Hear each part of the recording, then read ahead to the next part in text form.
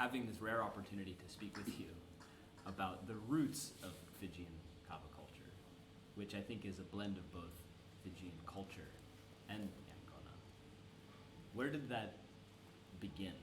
Is there a myth or a story, or maybe many, that you could share that might ignite that kind of understanding of the ancient connection between this plant and the people that have lived here?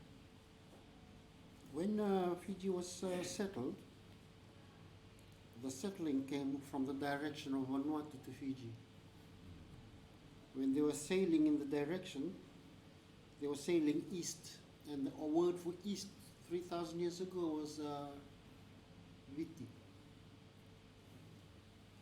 The memory of the word east is still in the Te Reo, New Zealand, Aotearoa, the Tangata Whenua, they say Fiti, where the sun rises. That word is no longer in Fiji, except for the name of the place, Viti, where the sun rises. Long before they demarcated the international date line, the early settlers who came from Vanuatu. Now, why do I say Vanuatu? Well, they stopped over. It was a settling, so they started from the North Pacific and then came to the Solomons, the coastal islands, and Vanuatu, New Caledonia, then to Viti, where the east, the sun rises. And they brought with them, in the navigation and settling, they brought many things. They brought the pig, the fowl, the ndalo, yams, and this plant. The plant was described in the old Fijian language, Proto-Fijian, which was the thing that is bitter. And the word for the thing that is bitter is akona. The thing that is a. The bitter is the kona. That was the kava plant that came from Vanuatu. And the akona evolved into yangona, the word for kava. Kava is a Tongan word that's now generically referring to this, the yangona. Yangona is the root which is made from something that is bitter. There are some dialects in Fiji that refer to something bitter as kokona. Sorry, kokona no kango. This dish is so bitter, salty, just to the point of being bitter. So, akona was one of the cultivars that were brought in from Vanuatu. It wasn't known as Vanuatu then. There was no New Hebrides. There were no names except the name for this one was Viti, but they had the old names for Vanuatu then.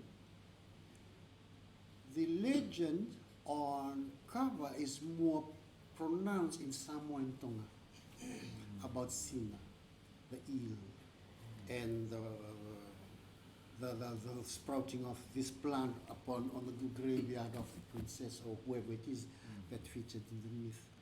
The Fijian memory only, there's one memory of Kava that was documented by Hokat in this book, The Northern States of Fiji, where he talks about the chiefdom of Natewa in the Konrove.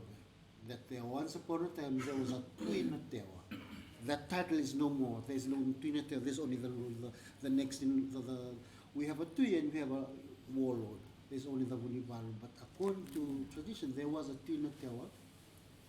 And the Tui Natewa died and was buried, and he said, a plant grew on his grave.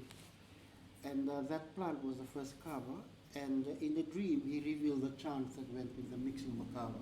That's the only recorded talanoa of kava.